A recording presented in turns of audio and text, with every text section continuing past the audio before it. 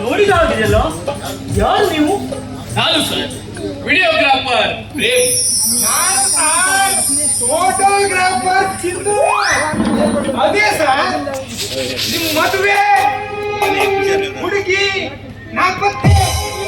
ಓ, ಸಾಕ್ಷಿನ ಆರಿಸ್ಕೊಂಡು ಹೋದವನು ನೀನೇ ತಾನೇ? ಆರಿಸ್ಕೊಂಡು ಹೋಗಿಲ್ಲ ಸರ್, ಆದ್ರೆ ಪರಿಸ್ಥಿತಿನೇ ಆಗಿತ್ತು. ಸಾಕ್ಷಿಗೆ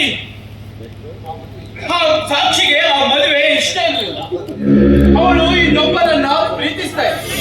ಅದಕ್ಕೆ ಅವಳನ್ನ ನೀನು ಅಲ್ಲಿಂದ ಕರ್ಕೊಂಡೋಗಿ ಆ ಹುಡುಗನ ಹತ್ರ ಸೇರಿಸಿದೀಯ. ಆದ್ರೆ ನನಗಲ್ಲಿ ಎಷ್ಟು ಅವಮಾನವಾಯಿತು ಗೊತ್ತಾ?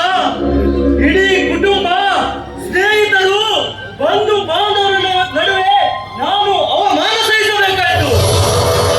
ಸಾರಿ ಸರ್, ಆದ್ರೆ ನೀವೇನು ಯೋಚನೆ ಮಾಡ್ಬೇಕು, ಪರಿಸ್ಥಿತಿನೇ ಆಗಿ.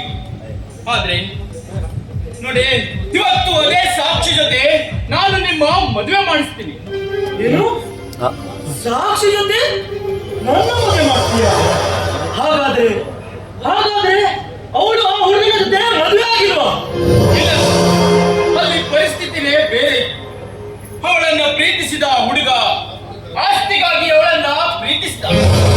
ಇವಳು ಎಲ್ಲಾರು ಬಿಟ್ಟು ಬಂದಿದ್ದಾಳೆ ಅಂತ ಗೊತ್ತಾದ್ಮೇಲೆ ಅವಳನ್ನ ತಿರಸ್ಕರಿಸಿಬಿಟ್ಟ. ಅದು ನನಗೂ ಗೊತ್ತು. ಆದ್ರೆ ಆ ನಂತರ ಹುಡುಗ ಬಂದು ಕ್ಷಮೆ ಕೋರಿ ಸಾಕ್ಷಿನ ಕರೆದುಕೊಂಡು ಹೋಗಿದ್ದಾನಂತಲ್ಲ? ಹೌದು ಸರ್, ಹೌದು. ಆದ್ರೆ ಅಲ್ಲೂ ಕೂಡ ತನ್ನ ನೀಚ ಬುದ್ಧಿಯನ್ನೇ ತೋರಿಸಿಬಿಟ್ಟ. ಸಾಕ್ಷಿನ ಕರ್ಕೊಂಡೋಗಿ ಬ್ರೋಕರ್ಗೆ ಮಾರ್ಲಿಕ್ಕೆ ನೋಡು. ಸರಿಯಾದ ಸಮಯಕ್ಕೆ ಪೊಲೀಸರು ತಲುಪಿದ್ದರಿಂದ ಸಾಕ್ಷಿ ಬಚಾವಾದ ಸರ್. ಹಾಗಾದ್ರೆ ಸಾಕ್ಷಿ ಈಗ ಎಲ್ಲಿದ್ದಾಳೆ? ನಮ್ಮನೇಲಿದ್ದಾಳೆ ಸರ್. ಪ್ರೀತಿ ಮಾಡಿ ಮೋಸ ಹೋದ ಅವಳ ಜೀವನ ಹಾಳಾಗ್ತಾ ಇದೆ.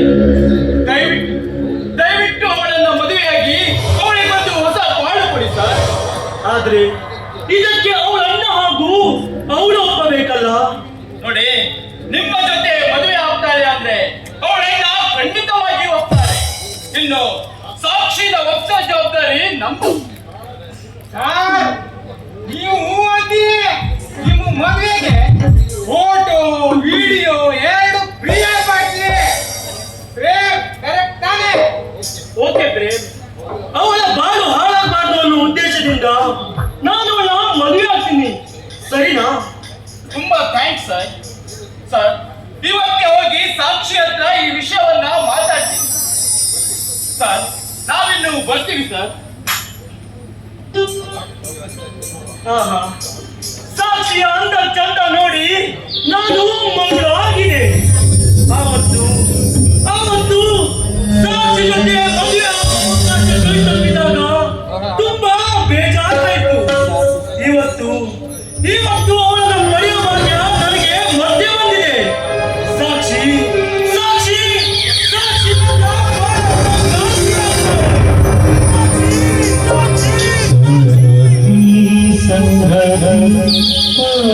ಸಂಗತಿ